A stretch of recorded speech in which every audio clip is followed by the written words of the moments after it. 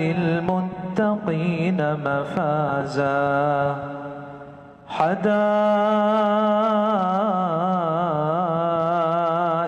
وأعنابا وكواعب أترابا وكأسا دهاقا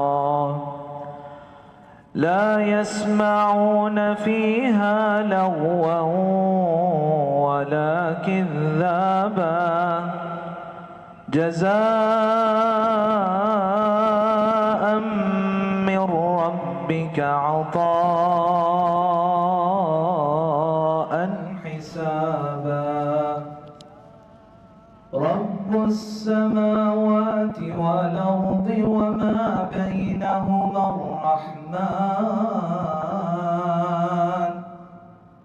الرحمن لا يملكون منه خطابا يوم يقوم الروح والملائكة صفا لا يتكلمون إلا من أذن له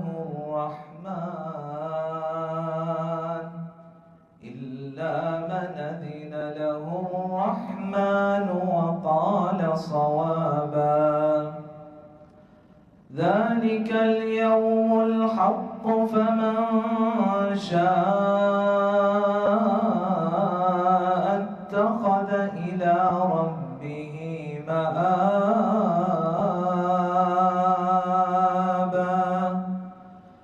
إنا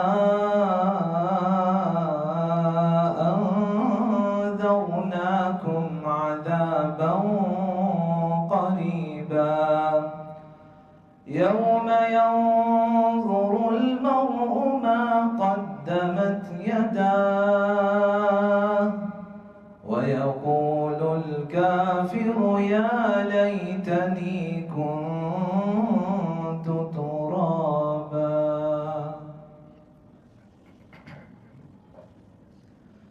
الحمد لله الذي أكرمنا بالإسلام وأنعم علينا بنعمة الإيمان وشرفنا بحمل القرآن. أما بعد، فأعوذ بالله من الشيطان الرجيم. بسم الله الرحمن الرحيم. ولقد يسرنا القرآن للذكر فهل من مدكر. मेरे मुअज़्ज़ज़ और मुहतरम सामीन किराम, तलबा इज़ाम और उलमाए किराम, अल्लाह रब्बुल इज़्ज़त ने कुरान मजीद को नाज़िल किया है जो अल्लाह रब्बुल इज़्ज़त की आखिरी आसमानी किताब है। हादी रहबर ख़ातमुन नबिय्यीन सल्लल्लाहु अलैहि वसल्लम पर नाज़िल हुई है। अल्लाह रब्बुल इज़्ज़त ने इसे उम्मत के लिए दस्तूर हयात और मौजज़ा अब्दी बनाया है। इसके बेशुमार मौजज़ात में से एक मौजज़ा क़िराअत कुरानिया है कि अल्लाह रब्बुल इज़्ज़त ने इसे उम्मत के आसानी के लिए तअद्दुद क़िराअत के साथ नाज़िल किया है। उन्ज़िलल क़ुरआनु अला सबअति अहरुफ। अल्लाह रब्बुल इज़्ज़त ने इसे 7 हरूफ में नाज़िल किया। नबी अकरम सल्लल्लाहु अलैहि वसल्लम ने हुक्म इलाही के मुताबिक इन्नल्लाह यअमुरुका अन तुक़रिअ उम्मतकल क़ुरआन अला सबअति अहरुफ। अल्लाह का हुक्म ये है कि आप अपनी उम्मत को 7 तरीकों 7 अंदाज में कुरान मजीद पढ़ाएं। आप सल्लल्लाहु अलैहि वसल्लम ने बल्लिग मा उन्ज़िला इलैका मिन रब्बिक 7 हरूफ सहाबाए किराम को सिखलाए। सहाबाए किराम ने उन हरूफ को सीखा और फिर आगे उम्मत तक मुंतकिल किए। और कहीं भी सहाबाए किराम के माबैन इख्तिलाफ किरात की वजह से कोई इख्तिलाफ नजर आया تو آپ صلی اللہ علیہ وسلم نے خود اس اختلاف کا سدباب کیا۔ یہاں کسی مستشرق کا یہ اعتراض کہ اگر 7 حروف آپ صلی اللہ علیہ وسلم نے صحابہ کو سکھلائے تو پھر صحابہ میں اختلاف کیوں ہوا؟ ذخیرہ حدیث میں اگر دیکھا جائے صرف 3 سے 4 واقعات ہی ملتے ہیں جس میں صحابہ کا اختلاف ہوا، اور سیدنا عمر رضی اللہ تعالی عنہ اور ہشام بن حکیم بن حزام رضی اللہ تعالی عنہ، جب سیدنا ہشام بن حکیم نماز پڑھا رہے ہیں تو پیچھے اکیلے سیدنا عمر تو نہیں تھے، صحابہ کرام کی جماعت موجود تھی، تو اختلاف صرف سیدنا عمر نے کیا ہے، وہ بھی لا علمی کی بنا پہ۔ جب آپ صلی اللہ علیہ وسلم نے وضاحت کر دی تو وہ اختلاف ختم ہو گیا۔ گزشتہ سے بواسطہ ہم نے علم قرات کا پہلا دور نبوی کو جانا، آج دوسرے دور کا آغاز کریں گے علم قرات دور صدیقی میں۔ نبی اکرم صلی اللہ علیہ وسلم کے چلے جانے کے بعد 13 ہجری میں سیدنا ابوبکر رضی اللہ تعالیٰ عنہ نے منصب خلافت سنبھالا۔ آپ کے ابتدائی دور میں ہی کچھ قبائل نے اسلام کو چھوڑ کے ارتداد کی راہ اختیار کر لی۔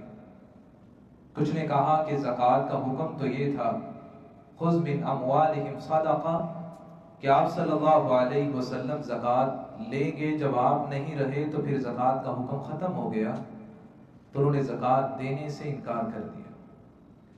سیدنا ابوبکر رضی اللہ تعالیٰ عنہ نے ان کے خلاف جہاد کیا، اور تھوڑے ہی عرصے میں جزیرۃ العرب اسلام کے سائے تلے آ گئے۔ اس جہاد میں بہت سے مسلمانوں نے شرکت کی، جن میں کثیر تعداد میں قرۂ کرام تھے۔ خاص طور پہ وہ جنگ یمامہ جو مسیلمہ کذاب کے خلاف لڑی گئی، اس میں 70 قرۂ صحابہ شہید ہوئے۔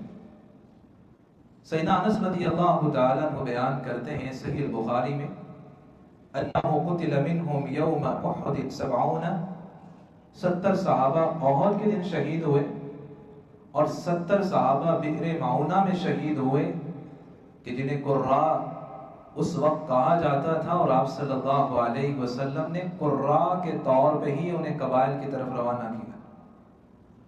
و70 یوم الیمامہ، اسی طرح یمامہ جب مسیلمہ کذاب کے خلاف جنگ لڑی گئی، اس جنگ میں بھی 70 قرائے صحابہ شہید ہوئے۔ سیدنا عمر رضی اللہ تعالیٰ عنہ نے جب اس کثیر تعداد میں قرائے صحابہ کی شہادتوں کو دیکھا تو سیدنا ابوبکر صدیق رضی اللہ تعالیٰ عنہ جو خلیفہ اول ہیں ان کے پاس آئے اور کہا قرآن مجید کو ایک جگہ جمع کروا دیں۔ امام محمد بن اسماعیل البخاری رحمۃ اللہ علیہ سیدنا زید بن ثابت رضی اللہ تعالیٰ عنہ سے حدیث لے کر آئے کہ زید بن ثابت کہتے ہیں کہ جنگ یمامہ کے موقع پر مجھے سیدنا ابوبکر رضی اللہ تعالیٰ عنہ نے بلا بھیجا، اور آپ کے پاس عمر فاروق بھی موجود تھے۔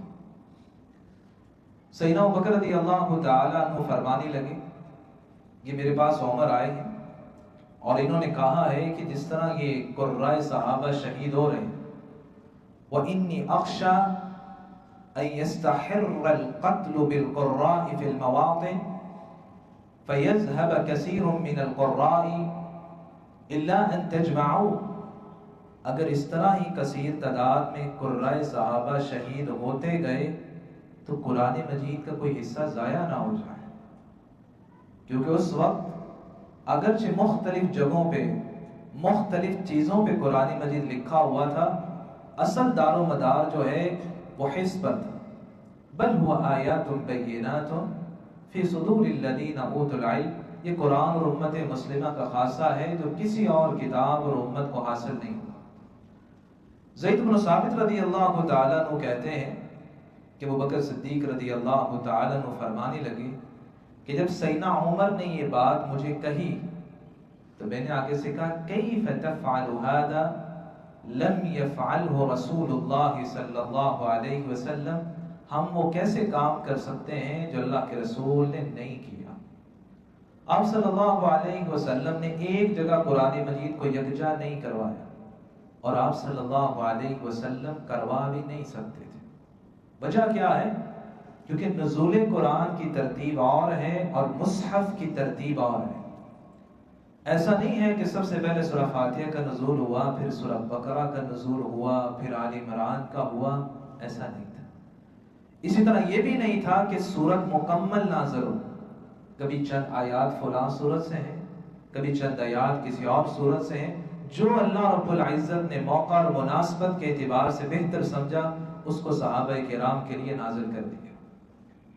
آپ صلی اللہ علیہ وسلم کے چلے جانے کے بعد ضرورت تھی کہ ان مختلف مخطوطات اور چمڑوں اور تختیوں پہ لکھے گئے قرآن کو ایک جگہ یکجا کیا جائے۔ تو سیدنا عمر رضی اللہ تعالیٰ عنہ کہنے لگے ھذا واللہ خیر، سیدنا ابوبکر یہ خیر کا کام ہے، ضرور کرنا چاہیے۔ پھر سیدنا ابوبکر رضی اللہ تعالیٰ عنہ کہنے لگے اللہ نے اس کام کے لیے میرا شرع صدر کر دیا ہے، اب میرا بھی وہی موقف ہے جو سیدنا عمر کا۔ زید بن ثابت رضی اللہ تعالیٰ عنہ کہنے لگے کہ سیدنا ابوبکر رضی اللہ تعالیٰ عنہ مجھے فرماتے ہیں انک رجل شاب عاقل لا نتهمك وقد كنت تكتب الوحي لرسول الله صلی اللہ علیہ وسلم۔ تمہیں اللہ نے 4 خوبیوں سے نوازا ہے، نوجوان ہو، عقل اور دانا ہو، تم پہ کوئی تہمت بھی نہیں ہے کہ نعوذ باللہ تم سچائی سے ہٹ جاتے ہو، صحیح لکھو گے، یقین ہے ہمیں، اور تم کاتب وحی بھی ہو، تمہیں پتہ ہے قرآن مجید کا رسم اور خط اور کتابت کس انداز سے ہوتے ہیں۔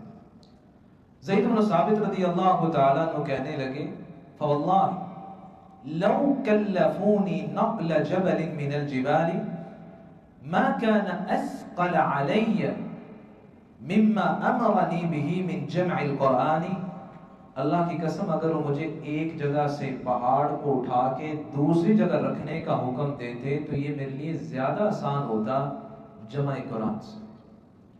قرآن مجید کو میں نے جمع کرنا ہے اور یہ پہلی بار ایک جگہ جمع ہو رہا ہے، قیامت تک آنے تک اگر کوئی زبر، کوئی کسی حرف کی غلطی آ گئی تو پوری امت غلط پڑے گی اور گناہ میری گردن پہ آ جائے گا۔ تو زید بن ثابت رضی اللہ تعالیٰ عنہ آگے سے کہنے لگے کیف تفعلون شیئا لم يفعله رسول اللہ صلی اللہ علیہ وسلم، تم وہ کیسے کام کر سکتے ہو جو اللہ کے رسول نے نہیں کیا؟ تو سیدنا ابوبکر رضی اللہ تعالی عنہ بار بار سمجھانے لگے حتیٰ کہ اللہ نے میرا شرع صدر کر دیا۔ تو سیدنا ابوبکر رضی اللہ تعالی عنہ نے سیدنا عمر سے بھی کہا اور زید بن ثابت سے بھی کہا اقعد علی باب المسجد فمن جاءکم بالشاہدین، ایسا کرو مسجد نبوی کے دروازے کے پاس بیٹھ جاؤ، صحابہ کرام کو کہتا ہوں تمہارے پاس وہ مخطوطات، وہ چمڑے، وہ تختیاں، وہ درخت کے پتے جس پہ قرآنی آیات کو لکھا گیا، نقش کیا گیا ہے، وہ لے کے تمہارے پاس آئے۔ من کتاب اللہ فاکتبا بشاہدین، 7 گواہ بھی لے کے آئے۔ آپ صلی اللہ علیہ وسلم کے دور میں اگر مکمل قرآن مجید نہیں لکھا گیا ہوتا تو کبھی بھی جمع قرآن کے لیے یہ کتابت قرآن کی شرط نہ لگائی جاتی۔ سیدنا ابوبکر رضی اللہ تعالیٰ عنہ نے تو بات ہی یہ کہی، تمہارے پاس کوئی آئے اور کہے کہ میں نے اللہ کے رسول سے یہ آیات سنی ہے، وہ تو سب کو یاد ہے، صحابہ کرام حافظین موجود ہیں، لیکن ہمیں لکھا ہوا چاہیے، وہ تختی پہ لکھا ہو، وہ چمڑے پہ لکھا ہو، وہ کسی درخت کے پتے پہ لکھا ہو، کہیں بھی لکھا ہے وہ لا کے دکھائے اور 7 گواہ لائے، یہ واقعی قرآنی آیات ہے۔ زید بن ثابت رضی اللہ تعالی عنہ نے قرآن مجید کو یکجا کیا اور 1 سال کے اندر اس خدمت کو سر انجام دیا۔ سیدنا ابوبکر رضی اللہ تعالی عنہ کے دور میں پھر قرآن مجید سور اور آیات کی ترتیب کے ساتھ ایک جگہ جمع ہو گیا اور اسے الصحف کا نام دیا گیا، اور بعض یہ موقف رکھتے ہیں کہ اس کا نام المصحف تھا، جبکہ صحیح بخاری کی حدیث مبارکہ اس کا انکار کرتی ہے۔ سیدنا انس رضی اللہ تعالیٰ عنہ کہتے ہیں حتی اذا نسخ الصحف فی المصاحف رد عثمان الصحف الى حفصہ، کہ انس بن مالک رضی اللہ تعالیٰ عنہ نے وہ اس مصحف، وہ صحیفے جو سیدنا ابوبکر نے تیار کیے تھے 2 مرتبہ بولا ہے، تو اس کے لیے الصحف کا ورڈ یوز کیا ہے کہ اسے الصحف کہا جاتا تھا۔ ابوبکر رضی اللہ تعالیٰ عنہ نے یہ صحف تیار کروائے اور آپ کی حیات طیبہ میں یہ آپ کے پاس موجود رہا۔ آپ جب دنیا سے چلے گئے تو سیدنا عمر رضی اللہ تعالیٰ عنہ کے پاس آ گئے۔ سیدنا عمر رضی اللہ تعالیٰ عنہ جب شہید کر دیے گئے تو یہی وہ صحف سیدہ حفصہ ام المؤمنین رضی اللہ تعالی عنہ کے پاس آ گیا، اور یہ ساری بات صحیح البخاری کے اندر موجود ہے۔ دور عثمانی شروع ہوتا ہے اور یہ علم قرات کا اساسی دور ہے کہ اس دور کے اندر اختلاف قرات ایک مرتبہ دوبارہ پھر رونما ہو گیا، اور اس کی وجہ کیا بنی؟ بالکل وہی وجہ بنی جو دور نبوی میں صحابہ کرام کے اختلاف کی بنی۔ اب دور تابعین ہے اور دور نبوی میں صحابہ کرام تھے۔ اختلاف کا صرف سبب لا علمی تھا اور کوئی سبب نہیں تھا۔ آپ صلی اللہ علیہ وسلم نے صحابہ کرام کو 7 حروف سکھلائے۔ اب ہر صحابی نے وہ 7 حروف مکمل آپ سے نہیں پڑھے، کسی نے 1 حرف پڑھا، کسی نے 2 حرف سیکھے، کسی نے مختلف انداز سے سیکھا۔ ہر ایک نے مکمل انداز آپ صلی اللہ علیہ وسلم سے نہیں سیکھا، جسے جو میسر آیا اس انداز سے سیکھ لیا۔ سیدنا عثمان رضی اللہ تعالیٰ عنہ کے دور میں مدینہ سے صحابہ کرام کو نکلنے کی اجازت ملی، جو سیدنا عمر نے اجازت نہیں دی تھی۔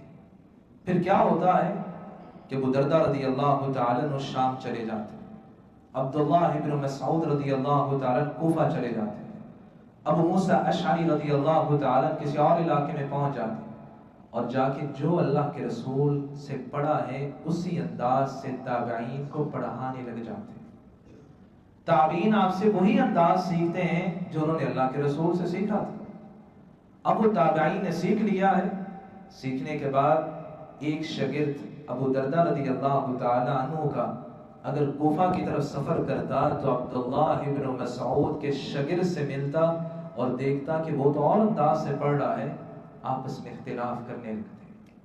ابو کلاب تابعی رحمت اللہ علیہ بیان کرتے ہیں، اور یہ المصاحف ابن ابی داود میں موجود ہے، وہ فرماتے ہیں جعل المعلم يعلم قراءة الرجل والمعلم يعلم قراءة الرجل فجعل الغلمان يلتقون فيختلفون۔ مختلف قراء صحابہ کے شاگرد آپس میں جب ملتے تو اختلاف کرنے لگتے، اور یہ اختلاف اس وقت عروج پہ پہنچا کہ جب عراق کی فوج اور شام کی فوج آرمینیا اور آذربائیجان میں جہاد میں شریک ہو گئی۔ اہل شام جو ہیں وہ سیدنا ابو دردہ کی قرات پڑھتے ہیں، اور اہل عراق کے جو لوگ ہیں وہ سیدنا عبداللہ بن مسعود رضی اللہ تعالیٰ عنہ کی قرات پڑھتے ہیں۔ جب بھی نماز کا وقت آتا، اگر شامی فوج سے کوئی نماز کرواتا تو عراقی فوج کہتی یہ کیا پڑھ رہا ہے۔ اگر عراقی فوج میں کوئی نماز کرواتا تو شامی فوج میں سے اعتراض ہوتا۔ حذیفہ بن یمان رضی اللہ تعالیٰ عنہ نے اس اختلاف کو بانپا اور مدینہ کی طرف رخت سفر باندھا۔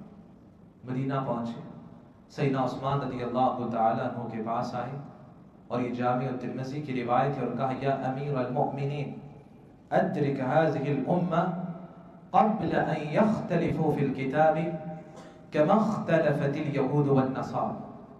اے امیر المؤمنین امت کو سنبھالیے قبل اس کے کہ یہ قرآن مجید میں اسی طرح اختلاف کرنے لگے جس طرح یہود و نصارہ نے اپنی آسمانی کتابوں میں کیا۔ سیدنا عثمان رضی اللہ تعالی عنہ مسجد نبی میں پہنچتے ہیں، ممبر رسول پہ کھڑے ہوتے ہیں اور قسم دے کے پوچھتے ہیں میں تمہیں اللہ کا واسطہ دیتا ہوں، مجھے بتاؤ کس کس صحابی نے اللہ کے رسول سے یہ حدیث مبارکہ سنی ہے انزل القرآن علی 7 احرف۔ مجمع الزوائد کی روایت ہے فقاموا حتی لم یحصوا، اتنے صحابہ کھڑے ہو گئے کہ ان کا شمار کرنا ممکن نہیں تھا۔ کہ سیدنا عثمان رضی اللہ تعالیٰ عنہ کہنے لگے میں بھی گواہی دیتا ہوں کہ میں نے اللہ کے رسول صلی اللہ علیہ وسلم سے یہ قراءت کے متعلق حدیث نبویہ سنی. یہ وہ حدیث مبارکہ ہے جو تواتر لفظی رکھتی ہے. اور ڈاکٹر احمد حسن جامع الاصول میں لکھتے ہیں کہ اہل فن کے ہاں جن احادیث کو تواتر لفظی حاصل ہوا ہے وہ 6 حدیث مبارکہ.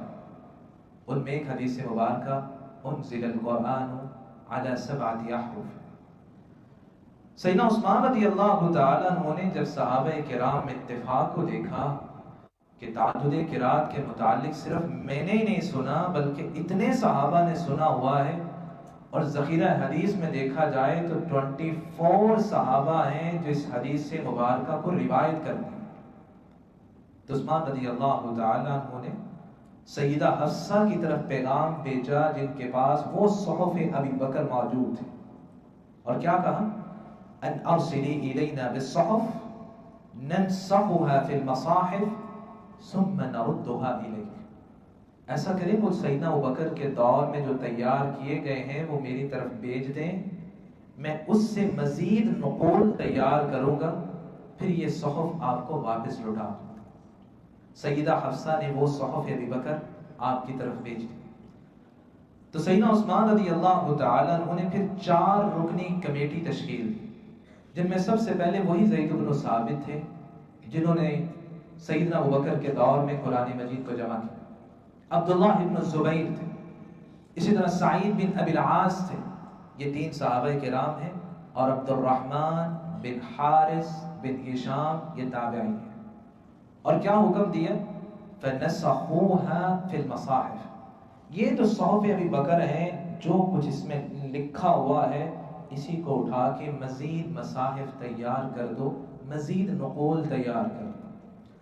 انس رضی اللہ تعالیٰ عنہ صحیح البخاری کی حدیث ہے، فرماتے ہیں حتی اذا نسخوا الصحف فی المصاحف، یہ صحف ابی بکر جب ان سے مصاحف عثمانیہ تیار ہو گئے، اور چونکہ وہ تیار سیدنا عثمان رضی اللہ تعالیٰ عنہ نے کروائے تھے، تو مصاحف کی نسبت بھی سیدنا عثمان کی طرف ہونے لگی اور انہیں مصاحف عثمانیہ کہا جانے لگا. رد عثمان الصحف الى حفصہ، سیدنا عثمان نے وہ صحف ابی بکر سیدہ حفصہ کو واپس لوٹا دیا. وارسل الى كل افق بمصحف مما نسخوا، پھر جو مصاحف تیار کروائے تھے ان کو خلافت اسلامیہ کے بڑے بڑے شہروں کی طرف روانہ کر دیا. علم الرسم، اس علم کو اگر دیکھا جائے تو مصاحف عثمانیہ کی 6 تعداد ہے. 6 مصاحف عثمانیہ تیار کروائے گئے جو خلافت اسلامیہ کے بڑے بڑے شہروں کی طرف روانہ ہوئے.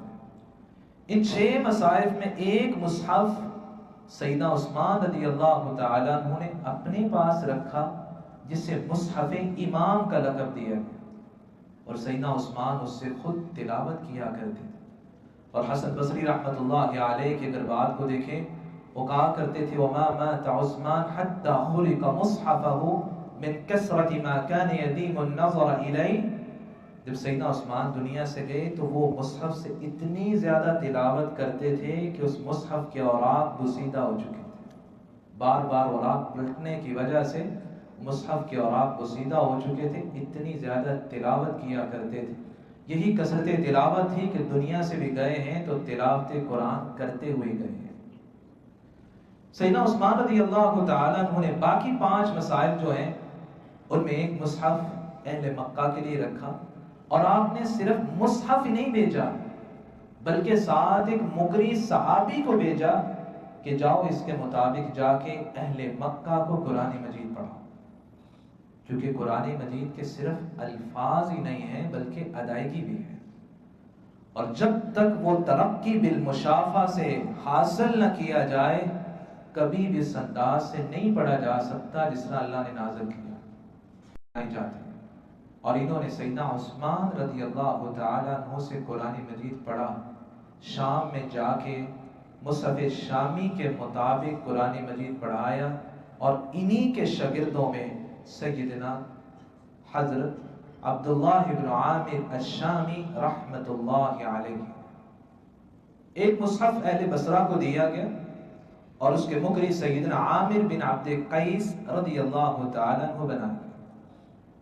پانچواں مصحف اہل کوفہ کو دیا جاتا ہے اور اس کے مقری تابعی ابو عبد الرحمن عبداللہ بن حبیب السلمی رحمت اللہ علیہ بنائے جاتے ہیں، اور یہی وہ ابو عبد الرحمن السلمی ہیں کہ جنہوں نے 40 سال کوفہ کے اندر قرآن مجید پڑھانے میں گزار دیے۔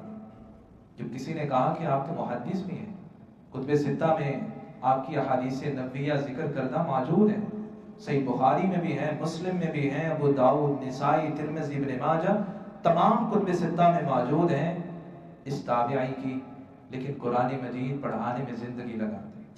جب سوال ہوا کہ آپ قرآن ہی کیوں پڑھاتے ہیں، باقی علوم کیوں نہیں پڑھاتے، کہتے جب سے سنی ہے یہ حدیث مبارکہ خیرکم من تعلم القرآن وعلم هذا الذي اقعدني هذا المقعد، جب سے حدیث سنی ہے بہترین تم میں وہ ہے جو قرآن پڑھتا ہے، پڑھ لیا ہے تو پڑھانے لگ جاتا ہے، اس حدیث نے مجھے اس مسند پہ بڑھا دیا ہے۔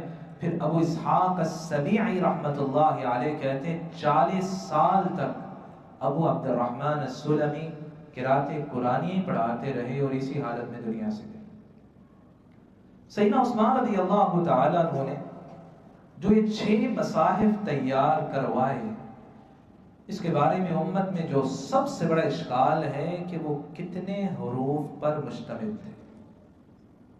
آیا سیدنا عثمان رضی اللہ تعالیٰ عنہ نے کسی حرف کو نعوذ باللہ حذف بھی کیا، ختم بھی کیا، یا وہ 7 حروف جس پہ آپ صلی اللہ علیہ وسلم امت کو چھوڑ کر گئے تھے انہی حروف کو باقی رکھا؟ امت کا صحیح موقف کسی امتی کے لیے جائز نہیں ہے کہ قرآن مجید کا ایک حرف بھی بدل دے۔ اگر کوئی بدل دے تو پھر حفاظت خداوندی کہاں چلی گئی؟ اور اس موقف کو کہ جس میں کہا گیا کہ ایک حرف باقی رکھا ہے، باقی حروف حذف ہو گئے ہیں، اس موقف، اس کے دلائل اور اس کے جوابات کو سمجھتے ہیں۔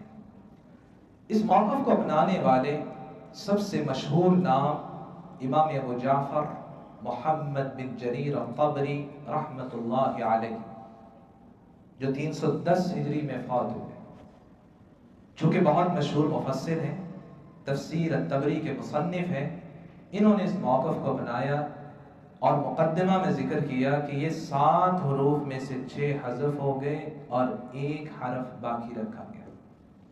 دلیل کیا ہے؟ جامع الترمذی میں سیدنا عثمان رضی اللہ تعالیٰ عنہ کا فرمان، قال عثمان للرهط القرشيين الثلاثة اذا اختلفتم انتم وزيد بن ثابت في شيء من القرآن فاكتبوه بلسان قریش فانما نزل بلسانه۔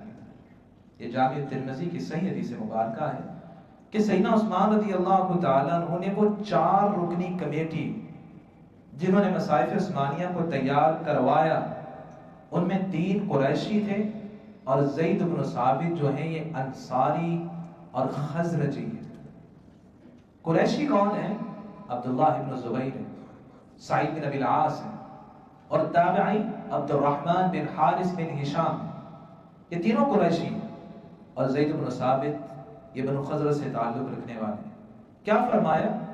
اگر تم 3 قریشیوں کا زید بن ثابت سے اختلاف ہو جائے تو پھر قرآن مجید کو لغت قریش میں لکھنا، کیونکہ قرآن مجید لغت قریش میں نازل ہوا۔ اس حدیث سے کیا معلوم ہوا کہ لغت قریش باقی رکھی گئی، گویا ایک حرف باقی رکھا گیا، باقی 6 حرف حذف کر دیے گئے۔ اس کے اگر جوابات کی طرف آئیں تو میں یہاں 11 جوابات دینا چاہتا ہوں۔ سب سے پہلا جواب، جب بھی کسی موقف کو اپنایا جاتا ہے کبھی ایک حدیث کو دیکھ کر نہیں اپنایا جاتا، دیکھا جاتا ہے کہ اس کے ماوراء کیا ہے اور اس کے متعلق باقی احادیث کیا کہتی ہیں۔ سیدنا عثمان رضی اللہ تعالیٰ عنہ کا یہ فرمان، اکتبوہ بلسان قریش، جب حقیقت کو پرکھا جاتا ہے تو سمجھ آتا ہے کہ آپ کا یہ فرمان قرآن مجید کی قراءات کے متعلق نہیں تھا، بلکہ رسم الخط کتابت قرآن کے بارے میں تھا کہ اگر قرآن مجید کو لکھنے میں تمہارا اختلاف ہو کہ اس حرف یہ تا لمبی لکھنی ہے کہ تائے مدورہ گول تا لکھنی ہے، یہاں جو ہے کسی حرف کو زائد رکھنا ہے یا نہیں، جس طرح اولئک علی ھدی من ربہم لکھا تو واو کے ساتھ ہے، اولئک علی ھدی من ربہم، یہاں واو سائلنٹ ہے، ہم اس کو اولئک نہیں پڑھتے۔ کتابت کے اندر اگر اختلاف ہو جائے تو پھر قبیلہ قریش کے انداز اور کتابت کو بنانا۔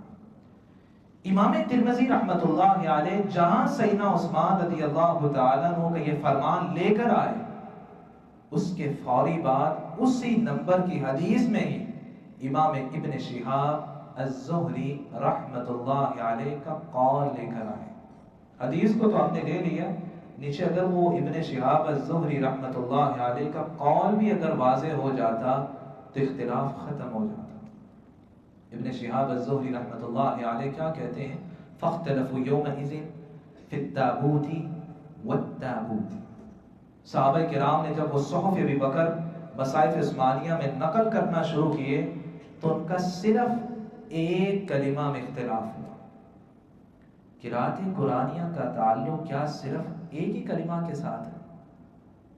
پورے قرآن میں صرف ایک کلمہ میں یہ ساری قرأت چھپی ہوئی، اور ابن شہاب الزہری کہہ رہے ہیں صرف ایک کلمہ میں اختلاف ہوا۔ اگر قرأت کے بارے میں اختلاف تھا تو پھر سب سے پہلے سورہ فاتحہ میں اختلاف ہوتا کہ مالک لکھنا ہے کہ ملک لکھنا ہے۔ الصراط میں 3 قرأتیں ہیں، الصراط، الصراط، الزراط، ان میں سے کون سی قرأت لکھنی ہے؟ صرف ایک کلمہ میں اختلاف ہوا، اور وہ کلمہ کون سا ہے کہ ہم نے التابوت کو لمبی تا سے لکھنا ہے، جسے تائے مبسوطہ کہتے ہیں، کہ تائے مدورہ گول تا سے لکھنا۔ اور التابوت کا ورڈ قرآن مجید میں صرف ایک مرتبہ ہے، ان یأتیکم التابوت فیہ سکینۃ من ربکم، صرف ایک جگہ ہے، اور التابوت اس کلمہ میں کوئی اور دوسری قرأت نہیں۔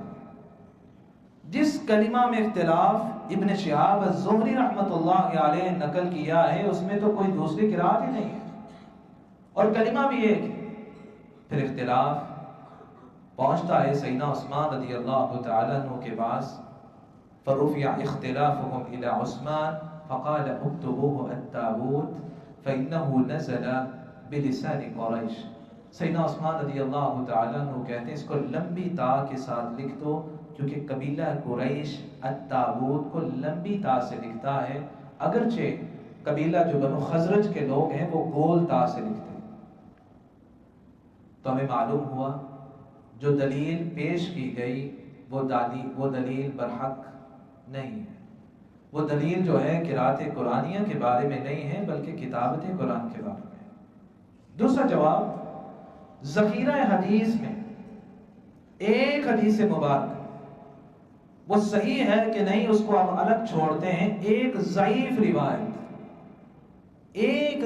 روایت بھی نہیں ہے جس میں لکھا ہو سیدنا عثمان رضی اللہ تعالی عنہ نے 6 حروف حذف کر دیے اور ایک حرف باقی رکھا۔ ایک حدیث مبارک پورے ذخیرہ حدیث میں ہمیں ایک حدیث نہیں ملتی۔ جب حدیث ہی نہیں ملتی تو پھر یہ موقف کہاں سے آ گیا؟ تیسرا جواب، قرآن مجید میں اللہ رب العزت کا فرمان ہے وَإِذَا تُتْلَى عَلَيْهِمْ آيَاتُنَا بَيِّنَاتٍ قَالَ الَّذِينَ لَا يَرْجُونَ لِقَاءَنَا نَأْتِ بِقُرْآنٍ غَيْرِ هَذَا أَوْ بَدِّلْ۔ کفار پہ جب قرآنی آیات کی تلاوت ہوتی تو کیا کہتے ہیں؟ کوئی اور قرآن لے آؤ جس میں ہمارے معبودان کے بارے میں بات نہ ہو، یا صرف یہ حرف ہی حذف کر دو جس میں ہمارے معبودان کو غلط کہا جاتا ہے۔ اللہ رب العزت آپ صلی اللہ علیہ وسلم کو فرماتے ہیں، اللہ کے رسول آپ کہیں قُلْ مَا يَكُونُ لِي أَنْ أُبَدِّلَهُ مِنْ تِلْقَاءِ نَفْسِي۔ اللہ کے رسول کہتے ہیں میں اپنی طرف سے قرآن مجید میں ذرہ بھی رد و بدل نہیں کر سکتا۔ میری کیا ذمہ داری ہے؟ ان اتبع الا ما یوحى الی، جو وحی کی جاتی میں تو اس کی پیروی کرتا ہوں، اس سے ہٹ کے تو میں کچھ نہیں کرتا۔ انی اخاف ان عصیت ربی، یہاں اللہ کی کیا نافرمانی ہے؟ اگر میں نے قرآن کو بدلا تو میں تو قیامت کے دن سے ڈرتا ہوں۔ جب وہ صاحب قرآن اللہ کے رسول کو یہ رخصت، یہ اجازت نہیں ہے کہ قرآن کو ذرہ بدل دیں، پھر کسی امتی کو کیسے اختیار ملا؟ اور وہ بھی جب ان کی طرف منسوب کیا جائے اور بغیر دلیل کے۔ چوتھا جواب، آپ صلی اللہ علیہ وسلم کا فرمان ہے، من قال فی مؤمن ما لیس فیہ اسکنہ اللہ فی ردغۃ الخبال حتی یخرج مما قال۔ جو کسی مومن کے بارے میں ایسی بات کہتا ہے کہ اس میں وہ عیب، وہ نقص، وہ بات موجود نہیں ہے، قیامت کے دن ہوگا اللہ کہنے والے کو اس گڑھے میں رکھیں گے جہاں سارے جہنمیوں کے زخموں کی پیپ جمع ہوتی ہے۔ تو سیدنا عثمان کی طرف یہ بات منسوب کرنا، اور انہوں نے جب کی بھی نہیں ہے اور کوئی دلیل بھی نہیں ہے، تو قیامت کے دن سیدنا عثمان نے پوچھ لیا تو پھر کیا جواب دینا پڑے گا؟ پانچواں جواب، امام تبری رحمت اللہ علیہ کا جو موقف ہے اس سے بھی سمجھا نہیں گیا۔ امام تبری رحمت اللہ علیہ 3 صدی ہجری کے امام ہیں، مفسر اعظم ہیں، ان کے موقف کو صحیح سمجھا نہیں گیا۔ امام تبری رحمت اللہ علیہ یہ نہیں کہا کرتے تھے کہ قرات عشرہ یہ غلط ہے، صرف لفظی اختلاف تھا۔ ان کے موقف کو پرکھا جائے تو کیا معلوم ہوتا ہے کہ وہ کہنا چاہ رہے تھے کہ 6 حرف حذف ہو گئے، 1 حرف باقی رکھا، اس سے یہ قرات عشرہ ہے۔ جبکہ امت کا موقف کیا ہے؟ نہیں، یہ 7 حروف ملتے ہیں تو قرات عشرہ ہمارے سامنے آتے ہیں۔ اگر امام تبری رحمت اللہ علیہ قرات عشرہ کے منکر ہوتے تو کبھی بھی تفسیر تبری میں قرات عشرہ کا ذکر نہ کرتے۔ جو امام تبری کی طرف منسوب کرتے ہیں، کبھی تفسیر تبری کھول کر دیکھی ہوتی تو کبھی بھی بات نہ کہی جاتی کہ تفسیر تبری میں جہاں امام تبری مالک یوم الدین کی تفسیر کر رہے ہیں وہاں ملک کی بھی تفسیر کر رہے ہیں۔ اگر وہ قرات عشرہ کو مانتے نہ ہوتے تو کبھی بھی ملک یوم الدین کی تفسیر نہ کرتے۔ اسی طرح اگر امام تبری رحمت اللہ علیہ کے موقف کو ہی لینا ہے تو یہ تو پتہ کر لیں کہ امام تبری خود کون سی روایت پڑھتے تھے۔ امام تبری رحمت اللہ علیہ روایت خلاد بن حمزہ پڑھتے ہیں، اور روایت خلاد بن حمزہ کے جو طریق عشرہ کبریٰ میں التلحی کے نام سے ہے، اس کو نقل کرنے والے صرف امام تبری، اور وہ واحد طریق ہے، وہ تو روایت خلاد بن حمزہ پڑھنے والے ہیں۔ اگر انہی کا موقف لینا ہے پھر روایت حفظ تو نہ بچی، پھر تو روایت خلاد صحیح ہوئی۔ اور امام تبری رحمت اللہ علیہ خود کہتے ہیں کل ما صح عندنا من القراءة انه علمه رسول اللہ صلی اللہ علیہ وسلم۔ ہمارے نزدیک ہر وہ قراءت ٹھیک ہے جس پہ اللہ نے قرآن کو نازل کیا ہے اور اللہ کے رسول نے امت کو سکھلائی ہے۔ چھٹا جواب، امام محمد بن عبداللہ زرکشی رحمت اللہ علیہ فرماتے ہیں یہ ناممکن ہے کہ سیدنا عثمان رضی اللہ تعالی عنہ لوگوں کو ایسی قرات سے ایسی قرات سے منع کریں جس کا قرآن ہونا ہر صحابی کو علم تھا، اور وہ صحابہ کرام جو لا یخافون لومۃ لائم، اور سارے صحابہ متفق ہو گئے، یہ کیسے ممکن ہو سکتا ہے؟ ساتواں جواب، ابن حزم رحمت اللہ علیہ جب وہ بات کرتے ہیں تو پھر اخیر کر دیتے ہیں، کیا فرماتے ہیں؟ اما قول من قال ابطل الاحرف الستہ فقد کذب من قال ذلك۔ جو یہ کہتا ہے 6 حروف حذف ہو گئے ہیں تو وہ تو اپنی بات میں جھوٹا ہے، وہ سچ نہیں بول رہا۔ 8واں جواب، سیدنا عثمان رضی اللہ تعالیٰ عنہ سے پوچھ لیتے ہیں کوئی حرف حذف تو نہیں کیا؟ عبداللہ ابن زبیر رضی اللہ تعالیٰ عنہ فرماتے ہیں، اور یہ جمع عثمانی کی جو 4 رکنی کمیٹی ہے اس کے ممبر ہیں، عبداللہ بن زبیر رضی اللہ تعالیٰ عنہ سیدنا عثمان رضی اللہ تعالیٰ عنہ کے پاس آئے اور کہنے لگے والذین یتوفون منکم ویذرون ازواجا، وصیۃ لازواجہم متاعا الی الحول غیر اخراج، کہ یہ حدیث، یہ آیت مبارکہ جو ہے قد نسختها الآیۃ الاخرى فلم تکتبها او تدعاها، کہ یہ آیت مبارکہ جو ہے آیت میراث کے ساتھ منسوخ ہو چکی ہے، تلاوت موجود ہے، حکم منسوخ ہو چکا ہے کہ پہلے یہ تھا جب وراثت کے احکام نازل نہیں ہوئے کہ جانے والا اپنی گھر والی کے لیے 1 سال کے لیے وصیت کر کے جائے کہ اسے خرچہ پانی دیا جائے اور گھر میں رکھا جائے، لیکن جب وراثت کے احکام آئے تو عورت کا وراثت میں حصہ مقرر کر دیا گیا اور یہ آیت حکماً منسوخ ہو گئی۔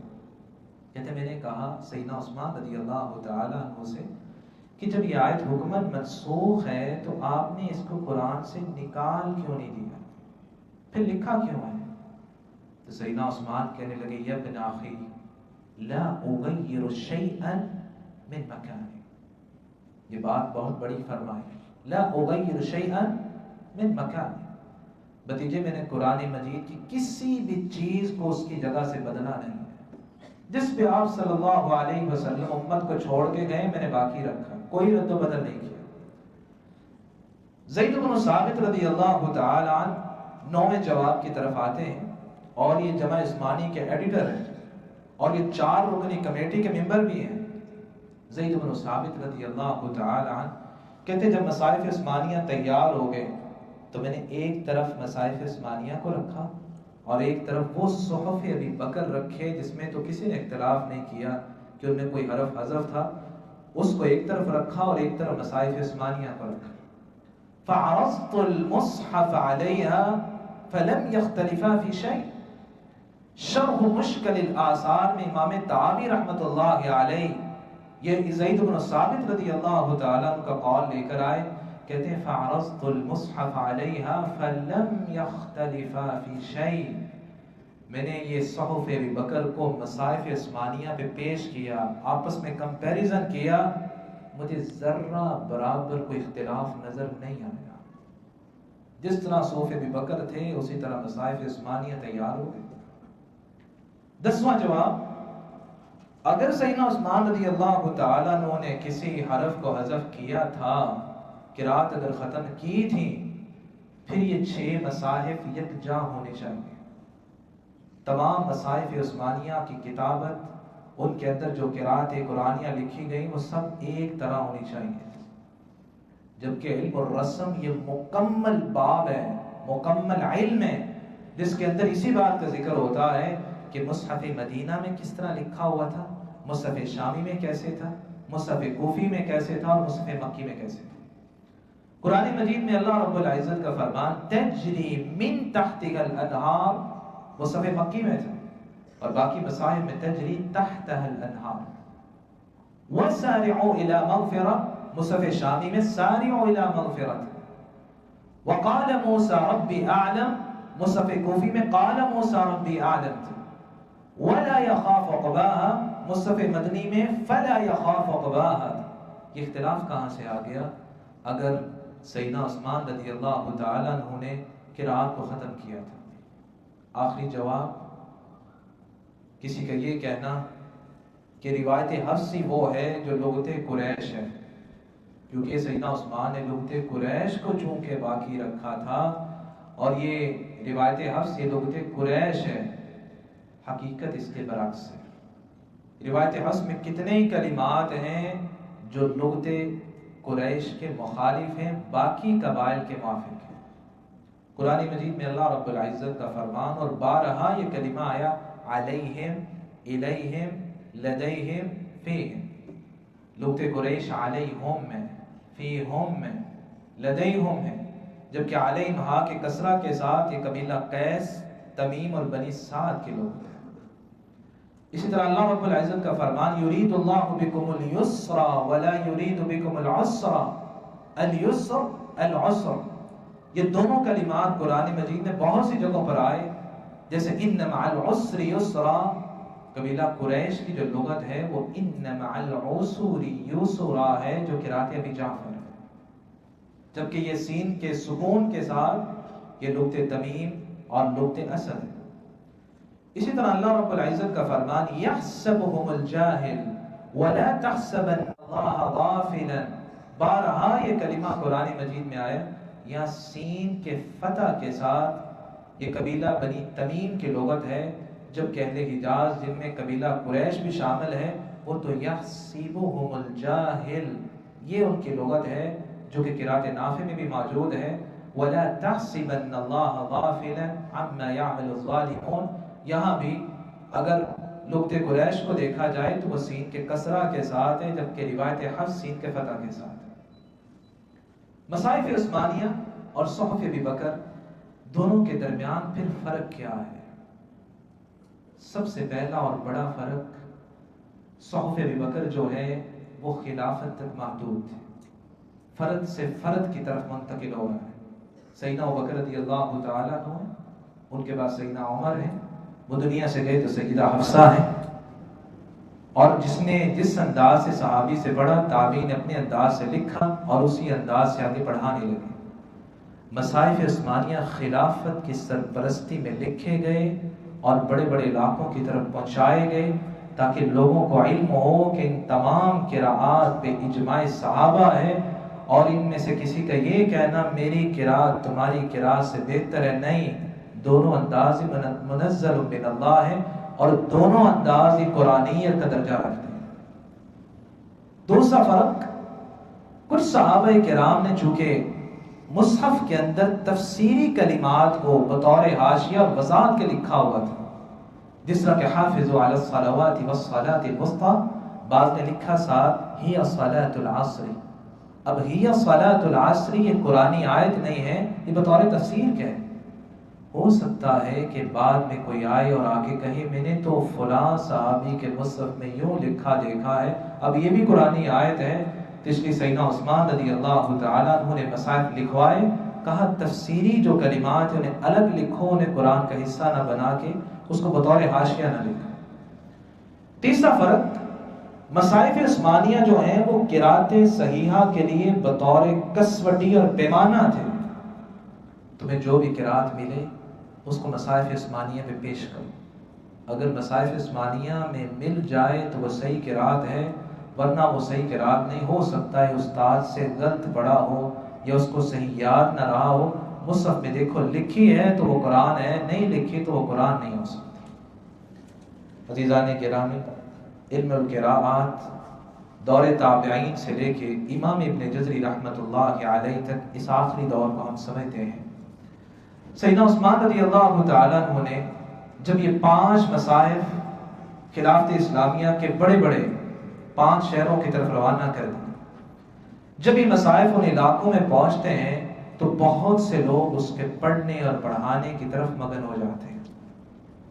پھر امام ابن جزری رحمۃ اللہ علیہ بیان کرتے ہیں، ایک قوم اپنی دیگر تمام مصروفیات زندگی کو ترک کرتی ہے اور قرات قرآنیہ کی تعلیم کے لیے اپنے آپ کو مگن کر لیتی ہے۔ انہوں نے قرات قرآنیہ کو سیکھنے میں اتنی زیادہ محنت کی کہ وہ اس علم میں قرات کے امام بن گئے اور قرات قرآنیہ کو ان کی طرف منسوب کیا جانے لگا۔ جس طرح کہ امام نافع رحمۃ اللہ علیہ مدینہ میں 70 سال مسجد نبوی میں بیٹھ کے قرات قرآنیہ پڑھاتے ہیں، جو ان سے پڑھنے والا آیا کہا یہ امام نافع کا انداز ہے، اس انداز کو امام نافع کی طرف منسوب کر دیا گیا تو قرات نافع بن گئی۔ مکہ کے اندر امام ابن کثیر رحمۃ اللہ علیہ سب سے بڑے قاری سمجھے جاتے ہیں، اگرچہ اور بھی قراء ہیں لیکن ان پہ زیادہ اعتماد تھا۔ ان سے پڑھنے والوں نے کہا یہ انداز امام ابن کثیر کا ہے اور یہ انداز ان کی طرف منسوب ہونے لگا۔ اب یہ نہیں ہے کہ امام ابن کثیر رحمۃ اللہ علیہ نے اس قرات کو گڑھا ہے نعوذ باللہ، یا پھر ان کے اپنی قیاس اپنے رائے اجتہاد کا حصہ تھا، نہیں، سید عبداللہ ابن کثیر مکی رحمۃ اللہ علیہ نے جس طرح اپنے اساتذہ سے پڑھا اسی انداز سے آگے پڑھایا۔ پڑھنے والوں نے کہا یہ انداز میں نے فلاں استاد سے پڑھا ہے اور وہ ایک قرات کی شکل اختیار کرتا گیا۔ اسی طرح بصرہ ہے، شام ہے اور کوفہ کے علاقوں میں کبار قراء کی طرف قرات قرآنیہ کی نسبت کی جانے لگی۔ علم القراءت میں سب سے پہلی کتاب ابو سلیمان یحییٰ بن یعمر عدوی رحمۃ اللہ علیہ جو کہ 90 ہجری میں فوت ہوئے ہیں، انہوں نے سب سے پہلے علم قرات پہ کتاب لکھی. اور کیا کیا؟ اس کے اندر جو انہیں اپنے اساتذہ سے مختلف انداز میں کلمات میں قرات ملی، اس کو یکجا کیا، ایک جگہ جمع کر دیا. یہ یحییٰ بن یعمر وہی ہیں جنہوں نے حجاج بن یوسف کے دور میں قرآن مجید میں نقطے لگائے تھے. یہ یحییٰ بن یعمر وہی ہیں جو ابو الاسود الدؤلی کے شاگرد ہیں.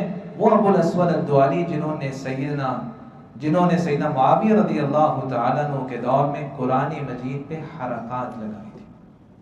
پھر اس کے بعد قرات قرآنیہ پہ بے شمار کتابیں لکھی جانے لگی، حتیٰ کہ امام ابو بکر احمد بن موسیٰ بن عباس بن مجاہد رحمت اللہ علیہ جو 324 ہجری میں فوت ہوئے، انہوں نے کتاب السبعہ کے نام سے کتاب لکھی.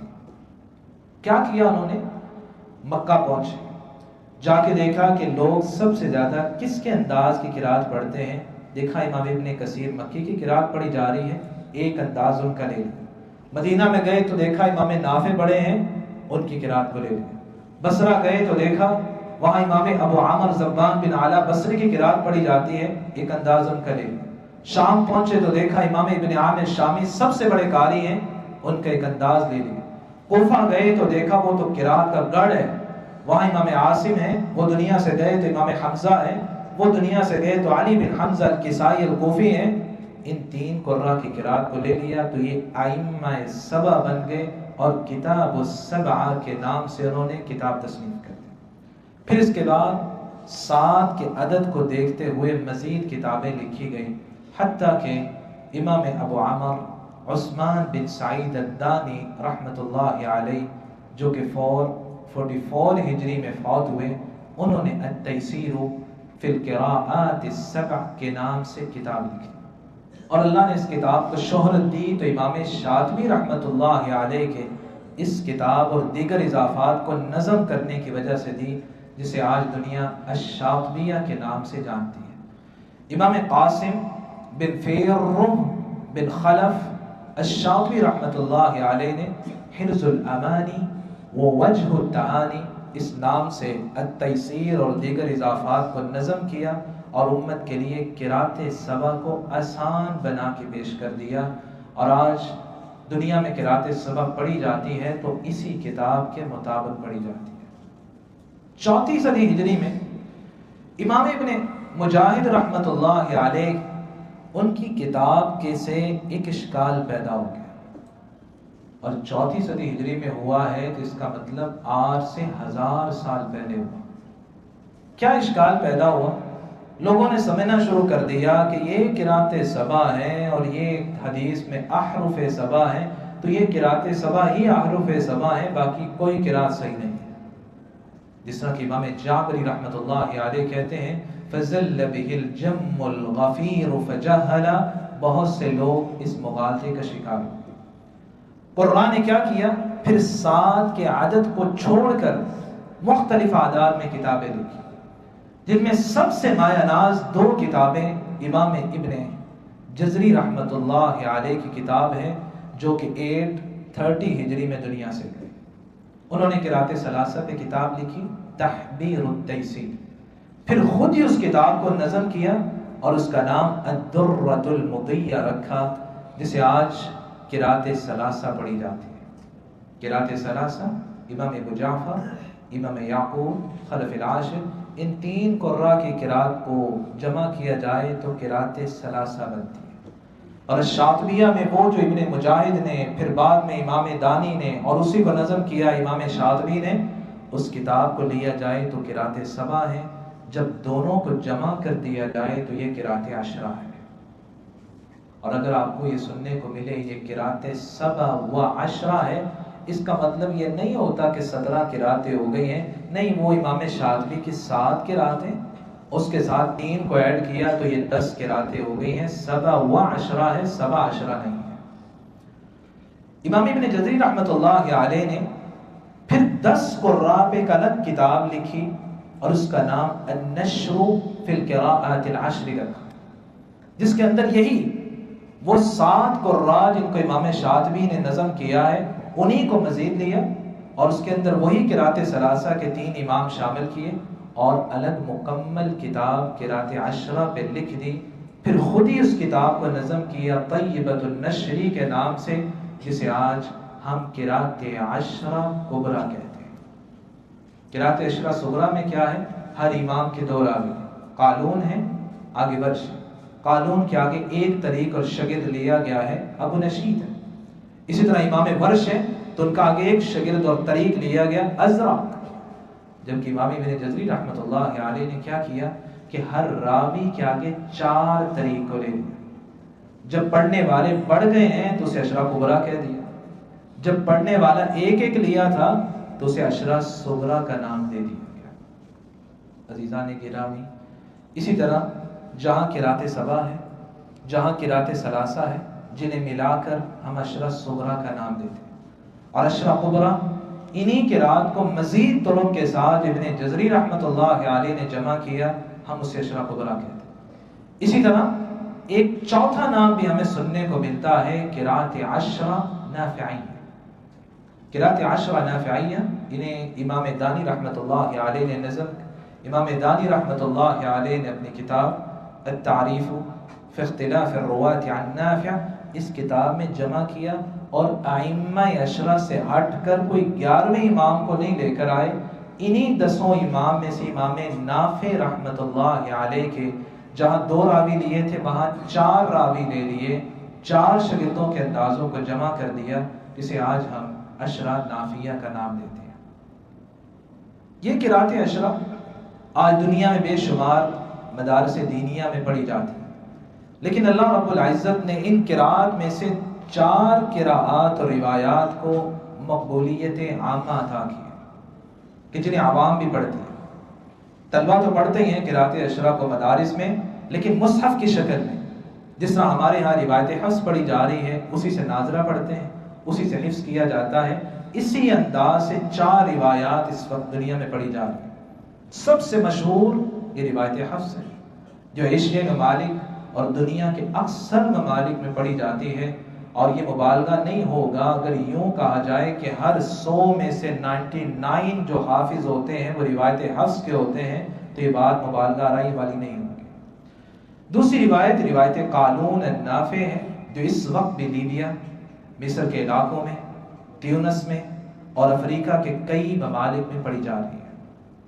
تیسری روایت روایت ورش النافع ہے جو آج بھی مراکش جسے موروکو کہا جاتا ہے، الجزائر، موریطانیہ، سینیگال، چاڈ، نائجیریا اور بہت سے بر اعظم افریقہ کے ممالک میں پڑھی جا رہی ہے. روایت الدوری عن البصری آج بھی دنیا میں صومال، سوڈان اور افریقہ کے کچھ ممالک میں پڑھی جا رہی ہے. اللہ رب العزت نے اس قرات قرآنیہ کے علم کو بہت مبارک بنایا ہے. کیوں نہ مبارک ہو؟ کیونکہ یہ قرآن مجید کا علم ہے، یہ قرآن مجید کا اصل متن ہے جس کو ہم پڑھتے ہیں تو ہر حرف کے بدلے 10 نیکیاں ملتی ہیں. یہ اتنا مبارک علم ہے جو انسان اس کو سیکھتا ہے اس السلسلۃ الذہبیہ کے ساتھ جڑ جاتا ہے. ایسی کڑی ہے جس کا اختتام خالق کائنات تک ہوتا ہے. حدیث نبویہ کو اٹھایا جائے تو اینڈ ہوتا ہے نبی اکرم صلی اللہ علیہ وسلم نے یوں فرمایا. قرات قرآنیہ اگر اس کی سند کو اٹھایا جائے تو اینڈ ہوتا ہے کہ اللہ رب العزت نے جبریل امین کو یوں پڑھایا. بر صغیر یہ پاک و ہند میں، پاکستان کی سرزمین میں بہت سے ائمہ اور مشائخ آئے جنہوں نے قرات قرآنیہ عوام تک رسائی پہنچائی اور مدارس دینیہ کے اندر اس علم کو فروغ دیا. جس نے مشہور نام الشیخ ابراہیم میر محمدی حفظہ اللہ ویراک مدینہ کی سرزمین میں پہنچے اور وہاں جا کے قرات قرآنیہ کو سیکھا. الشیخ عبد الفتاح المرصفی رحمۃ اللہ علیہ سے قرات قرآنیہ پڑھی، اور یقین جانے جس شخص کا تعلق قرآن کے ساتھ ہوتا ہے اس کی زندگی کا اینڈ بھی تلاوت قرآن پہ ہوتا ہے. کتنے اہل قرآن دنیا سے گئے، جب گئے تو آخری الفاظ قرآنی آیات تھیں یا قرآن مجید سن رہے تھے. عبدالفتاح الموصفی رحمۃ اللہ علیہ پاس طالب علم بیٹھا ہے اور اس آیت مبارکہ کی تلاوت کر رہا ہے، ان الذین یخشون ربهم بالغیب لهم مغفرہ واجر کبیر۔ وہ لوگ جو اللہ سے بن دیکھے خوف کھاتے ہیں، خشیت رکھتے ہیں، ان کے لیے تو بخشش اور اجر کبیر ہے۔ جب یہ تلاوت کی جا رہی تھی طبیعت خراب ہوئی اور فوری اللہ کے پاس چلی گئی۔ عبدالفتاح الموصفی رحمۃ اللہ علیہ نے الشیخ احمد عبدالعزیز الزیات رحمۃ اللہ علیہ سے پڑھا، انہوں نے الشیخ عبدالفتاح حنیدی سے پڑھا، انہوں نے محمد بن احمد المتولی سے پڑھا، جنہیں آج محقق القراءات کہا جاتا ہے۔ جیسے حدیث کے میدان میں امام البانی رحمۃ اللہ علیہ کا نام ہے، اسی طرح قراءت کے میدان میں آج شیخ متولی رحمۃ اللہ علیہ کا نام ہے۔ شیخ متولی رحمۃ اللہ علیہ نے جو مصر کی سرزمین کے رہنے والے تھے، انہوں نے الشیخ احمد الدری الطعامی سے پڑھا، انہوں نے الشیخ احمد بن سلمونہ سے پڑھا، انہوں نے ابراہیم العبیدی سے پڑھا، انہوں نے الشیخ عبد الرحمن الاجہری سے پڑھا، انہوں نے احمد بن رجب البکری سے پڑھا، انہوں نے محمد بن قاسم البکری سے پڑھا، انہوں نے الشیخ عبد الرحمن الیمنی سے پڑھا، انہوں نے علی بن غانب المقدسی سے پڑھا، انہوں نے عبد الحق محمد السنباطی سے پڑھا، انہوں نے احمد بن اسد المیوطی سے پڑھا، اور انہوں نے سید القراء امام ابن الجزری رحمۃ اللہ علیہ سے قراءت قرآنیہ پڑھا۔ ابن جزری رحمۃ اللہ علیہ انہوں نے الشیخ علی بن غانب، انہوں نے الشیخ عبد الرحمن بن احمد البغدادی سے پڑھا، انہوں نے اپنے استاد محمد بن احمد السائب سے پڑھا، اور انہوں نے علی بن شجاع سے پڑھا جو کہ امام شاطبی رحمۃ اللہ علیہ کے داماد تھے، اور انہوں نے اپنے سسر امام شاطبی رحمۃ اللہ علیہ سے پڑھا۔ یہ داماد اور سسر کا کتنا کمال کا رشتہ ہے کہ قراءت سبا کی کوئی بھی سند اٹھائیں تو آپ کو علی بن شجاع داماد نظر آئے گا کہ اس نے اپنے سسر امام شاطبی رحمۃ اللہ علیہ سے پڑھا۔ امام شاطبی رحمۃ اللہ علیہ نے علی بن حذیل سے پڑھا، اور انہوں نے ابو داؤد سلیمان بن نجاح سے پڑھا، اور انہوں نے امام دانی رحمۃ اللہ علیہ سے قراءت قرآنیہ پڑھا۔ امام دانی رحمۃ اللہ علیہ انہوں نے ابن الحسن ابو الحسن طاہر بن غلبون سے پڑھا، انہوں نے محمد بن یوسف سے پڑھا، انہوں نے ابو الحسن ابن عثمان سے پڑھا، اور انہوں نے صاحب الروایہ سے روایت کرنے والے ادریس بن عبد الکریم سے پڑھا، اور ادریس بن عبد الکریم نے امام خلف رحمۃ اللہ علیہ سے پڑھا۔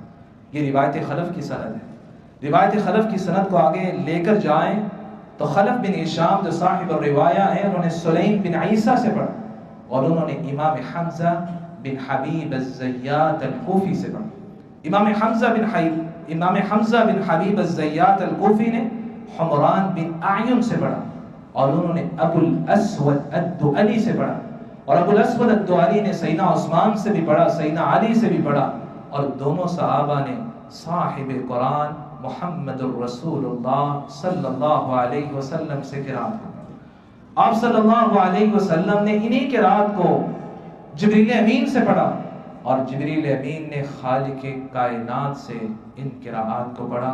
یہ کتنا مبارک علم ہے، کسی کی بھی سند اٹھا کے دیکھی جائے، اینڈ جو جا کر ہوتا ہے وہ خالق کائنات تک ہوتا ہے۔ میری اللہ رب العزت سے دعا ہے الہ العالمین ہمیں اس مبارک علم کے ساتھ وابستہ ہونے کی توفیق عطا فرمائے، اور اس کے بارے میں امت کے غلط نظریات اور افکار کو درست راہ دینے کی بھی توفیق عطا فرمائے، اور جو یہاں موجود ہیں ہم سب کو اہل قرآن میں شامل فرمائے۔ الذین هم اہلک وخاصتک یا ذا الجلال والاکرام۔ قیامت کا دن ہو، اسی قرآن کی سفارش کی وجہ سے ہم سب کو جنت کا داخلہ عطا فرمائے۔ اقول ما تسمعون واستغفر الله لي ولكم ولسائر المسلمين من كل ذنب فاستغفروه انه هو الغفور الرحيم۔ العلم قال الله قال رسوله قال الصحابة هم أولو العرفان، ما الدين نصبك للخلاف سفاهة بين الرسول وبين قول فلان؟